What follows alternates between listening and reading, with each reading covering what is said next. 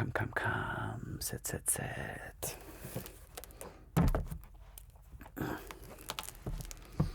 Settle down, darling, settle down. In fact, before we begin, everybody go ahead and take a nice, deep, calming breath.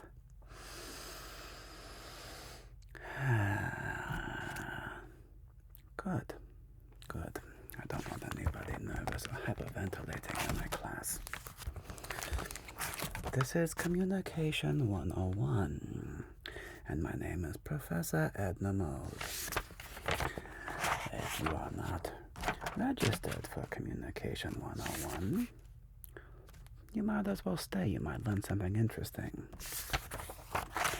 But for those of you who are registered, congratulations. This may end up being one of the most impactful courses you ever take in your entire lives. Now, I would like to ask you a question. Raise your hand if you think you know how to communicate. Raise your hand. Go ahead. If you think you know how to communicate, raise your hand. Very good. I see many people, many of you with your hands in the air. This, of course, makes sense. You know how to speak English. You have been talking since you were a baby. Am I wrong? You've been listening. You've had friendships, and you have maybe even jobs and all kinds of things. You've communicated your whole lives, and you probably believe you're a good communicator, don't you? Well, we will see about this. For you see, this course is for people just like you who wish to have deep, powerful, successful, bold, expressive, possibly even euphoric relationships, darling, with partners, family, friends, maybe even business relationships. And if you don't want happiness, success, and your dreams to come true, you may leave the room right now. I will not be offended. Good. Everybody is still here. Wonderful. For the reality of communication is a very double-edged sword. Why did we learn to communicate as human beings in the first place? What was the point? The original purpose of communication was survival. For human beings, by an order of magnitude, are the most successful communicators in the world. Some of you may go, wait, Edna mode, but there are many types of communication. This is true. Or even fungi communicate with each other. Mycelium have these incredible networks, and they're letting stimuli know and like which trees need to get more nutrients, and they are certainly communicating in like a giant network mesh, yes? And you may say, well, wait a minute, Edna, what about dolphins and whales and elephants and these smart creatures? They certainly communicate. There's even evidence of language amongst dolphins, especially amongst orcas and whales and so forth, yes? But none of them have been able to achieve the levels of communication that human beings have. We have manipulated our environment. We have built cathedrals. We have built electricity. We have rockets that can land themselves. We have communities of millions of people living and working together in cooperative environments. And this is frankly almost a miracle. For it started off that we needed to survive. We had to hunt and gather our food, and communicating with our fellow tribe members allowed us to be much more effective hunters and gatherers. In fact, there is evidence that the whites of our eyes are the way they are for evolutionary pressure. For you may notice from a long distance away, You can tell when another person is looking at you. You can tell when somebody turns their eyes and sees you at the corner of their eyes, or perhaps they look you up and down. That little movement of the eye, you and I are incredibly attuned to see and accept this type of communication. And yet, over thousands of years, the problem with modern society is that we have gotten much beyond the mere level of survival. Raise your hand if you hunted or gathered your food this week. Did anybody here go out and hunt their own food? No. Although I do recommend it. It's an interesting experience to be very in touch with how and where your food comes from. But it is not necessary. Did anybody out here gather your own food, even for one meal, where you went and you gathered all your food from the wild, and you made a meal out of the spoils of your collection, your gathering? Did anybody do this? No, me either. So our communication is evolved over thousands of years to be rather direct and rather directly applicable to survival. Now, luckily for you and me and many, many modern humans, we are more or less past the stage of needing to survive. None of us are starving, right? None of us are unhoused. Yes? All of us have a cell phone. All of us have the internet, air conditioning, and clean water. Am I wrong? No. And these are wonderful things. It is wonderful that we have so much more time to think, to philosophize, to ponder. But it creates a problem. The problem is when humans have idleness, when humans have a lack of purpose, sometimes we can get depressed, complacent. But what we definitely don't have, for most of us, are powerful tools of communicating. Now, I'm not talking about how we communicate about the weather, darling. All of us can have a surface level conversation, an idle chit chat.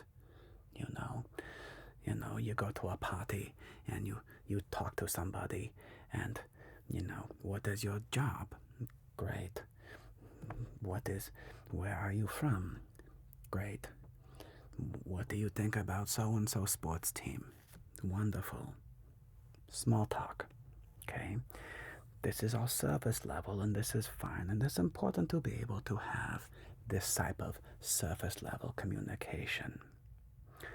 But the real communication, the deep level of communication, the kind of communication that can change your life, darlings, is much more difficult. And the reason this is because you and me are meaning-making machines. You and me are meaning-making machines. So let me ask a quick couple questions. What do you think makes good communication? Yes, eye contact. Well, eye contact is useful, but it is not the foundation of powerful communication. It is useful, though, for people feeling like they are being listened to. Eye contact is important, but it is not the foundation. What else? Speaking loudly. No, speaking loudly is not powerful communication. In fact, if you are yelling, if you have raised your voice in anger, it is the opposite. It is ego driving you. For anger is always a mask for vulnerability. I repeat myself, anger is always a mask for vulnerability. We might get into more of that later. And the other ideas, like what makes good communication. And being forceful. No, same problem. Being forceful is not good communication. No. The main tool in powerfully communicating is listening. Listening. Because as we said, humans are meaning-making machines. This is our fundamental operating system. We don't experience reality directly, darlings. We process it through a complex filter of our past experiences, our beliefs, our insecurities, and hopes. When we encounter a situation or a piece of information, our brains immediately get to work. We ask ourselves, what does this mean? What does this mean? How does this relate to me? Is this a threat? Is it a threat to me? Or is it an opportunity? We are constantly weaving a narrative and assigning significance to everything around us. We are not passive observers. We are active creators of our own realities, darling. So I want you to think about this. Let us say you have two people and you are put in a situation. And let's say, what kind of a situation? What's a good hypothetical situation? Let's say two people are sitting down at a cafe, okay? And a waiter comes by and knocks over and spills a drink. Oops, the waiter spills a drink. Now, so what happened? There's the thing that happened. The drink was spilled on you. One person is having a very bad day. Maybe they got in a fight earlier with their spouse. Maybe they lost their job. Maybe they didn't get enough sleep the night before and are grumpy and upset. And the drink being spilled on them, they make it mean that this person is a no good, an idiot. This person was offensive to them, that they don't care, and they yell and they say, "Oh, you so-and-so, how dare you be so clumsy, what an idiot you are," and they make a whole story about this person being a lazy idiot. Okay?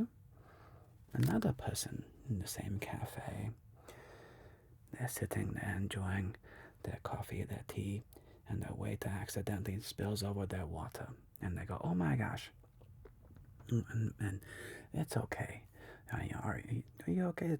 And their reaction is completely fine. It was an accident. It is no big deal, right? So an event happens to two people, and they can have wildly different interpretations of the event happening. So let's bring it to the land of you and me talking to one another. When we are talking to another person, there is the circle of what is being said.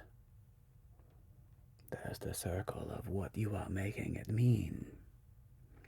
And sometimes in the middle, there's a little bit of overlap. But more often than not, tragically, what people are making it mean, what you are making it mean, has nothing to do with what the person said.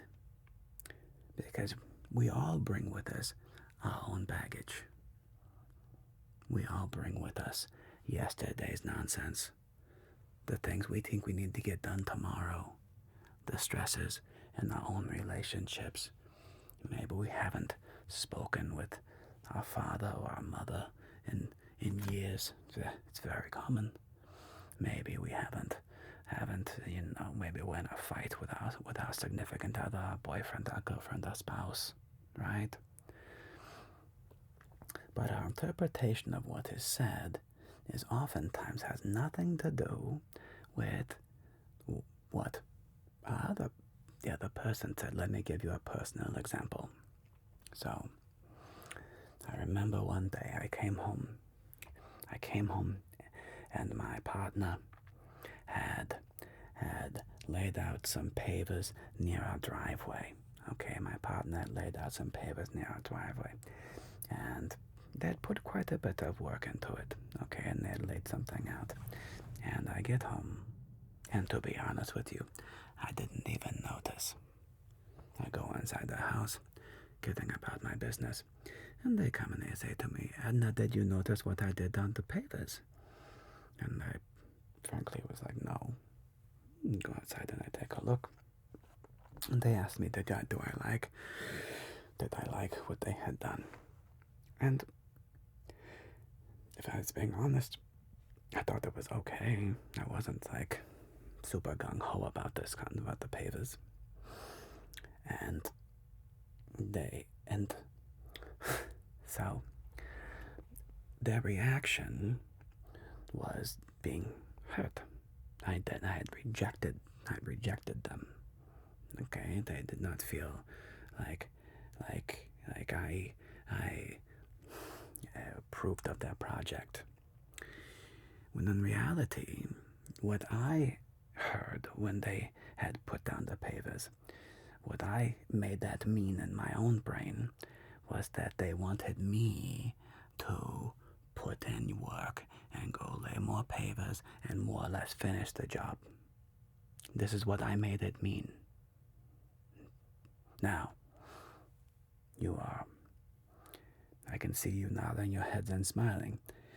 Do you think that is what they meant to communicate to me? Was that the communication that they were trying to have me receive? No, of course not, darling. I made it mean that they wanted me to do more work. I was already tired. That they wanted me to do more, whatever. Just another chore on my list of things to do that day that I did not want to do. Now, do you recall them asking me to do anything? No, they didn't. And yet, that is what I made it mean. And we ended up getting in a bit of a fight. And I had to go think. I had to go and I was upset. I felt attacked. I felt like I wasn't being heard. I felt like they were making me bad and wrong. What's wrong with me? I didn't notice their work. I didn't care about their efforts. Right? This is what they made it mean. I made it mean all you want me to do is more work, and you want me to do this big project for you.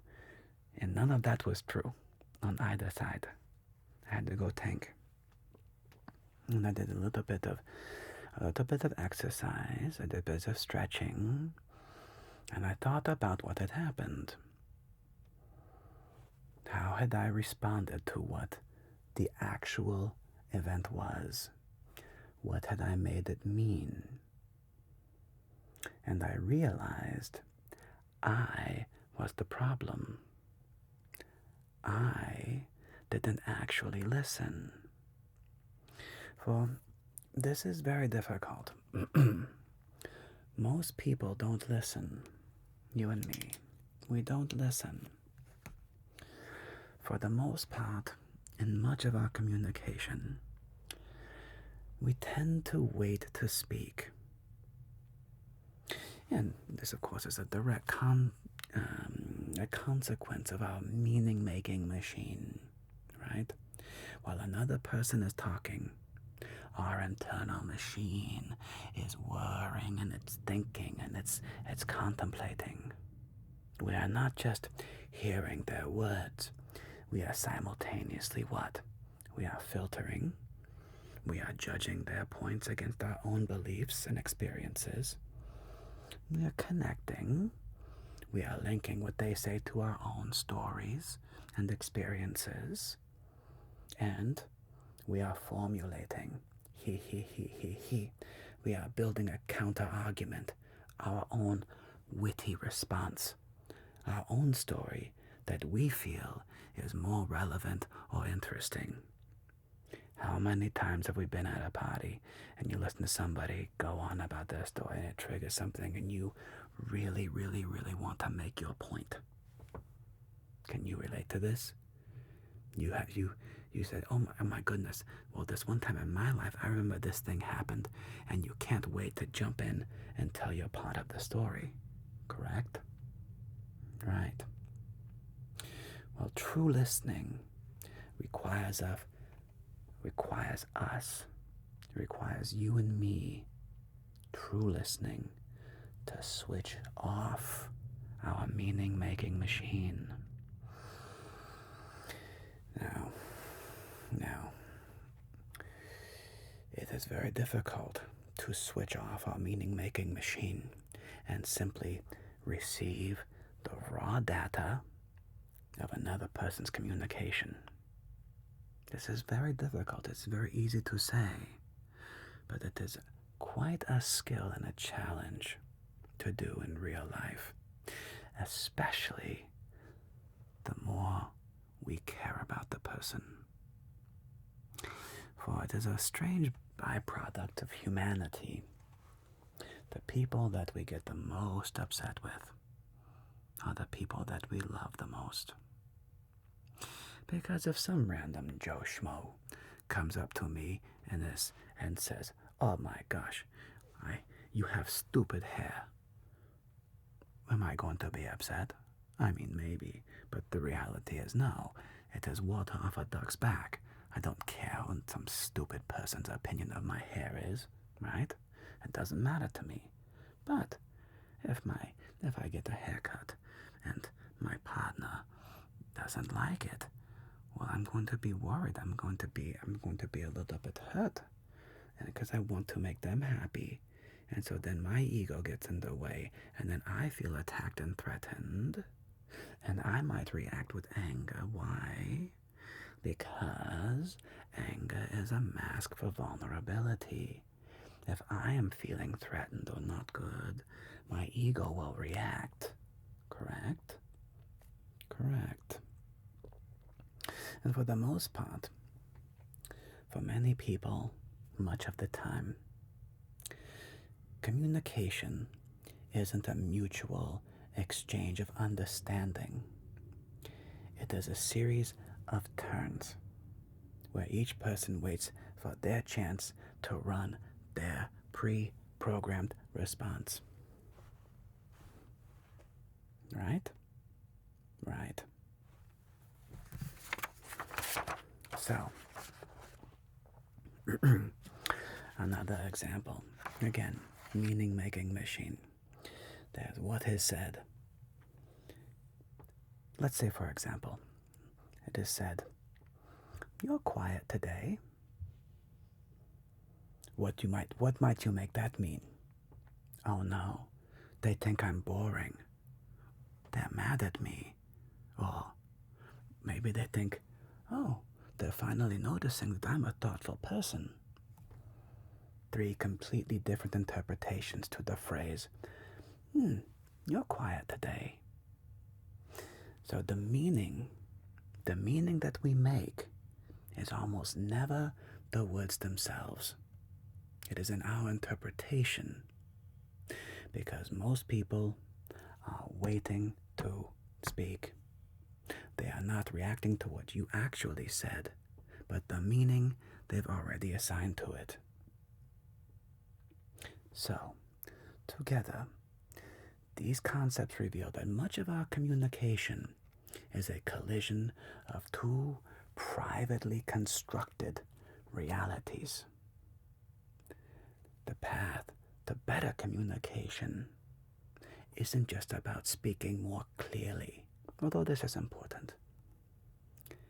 It's about becoming aware of our own meaning-making process and making a conscious, deliberate effort to understand the reality another person has constructed for themselves. So, these are the main topics that we will be discussing throughout this course. Learning how to not be reactive to people, especially the people that we love and care about, but learning how to actively listen, darlings. There's a type of language maybe some of you are familiar with. If you've ever done couples therapy. Has anybody ever done a couples therapy? Okay. And some of this language often feels rather stilted. If you've ever done it, or maybe you've heard it on TV, then it goes something like this. You allow one partner to speak, and they say X, Y, and Z, and I'm seeing you. I am feeling blah, blah, blah. And then what does the therapist instruct the other partner to do? To recreate them. To basically repeat back, almost verbatim, in your own words if you can, but just repeating back to them what they said. What I'm hearing is, or what I got is, what I heard was, that you feel this way, this way, this way, and this way. Did I get you? And that last part is very importantly, did I get you? Because tragically, so many arguments derive because one partner is not feeling heard by the other one. And it may seem pedantic, but the act of repeating back to somebody what they have said such that they feel like you truly understand them is one of the most powerful things you can do in any relationship, whether it's a friendship, whether it's romantic, whether it's a business relationship. Repeating back to them what they stated. So you have to, and in order to do this, you have to actively be listening. For if you're only waiting to speak, and you're only waiting for your own turn, you won't be able to repeat back what they said. You'll be in your own story, in your own meaning-making machine.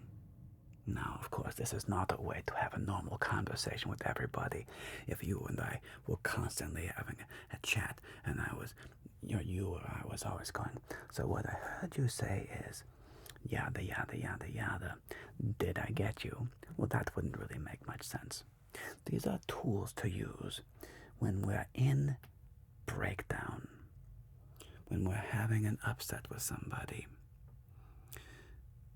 Being able to actively listen, to put down our own desire to speak and be heard for a moment, and really and truly listen is a superpower.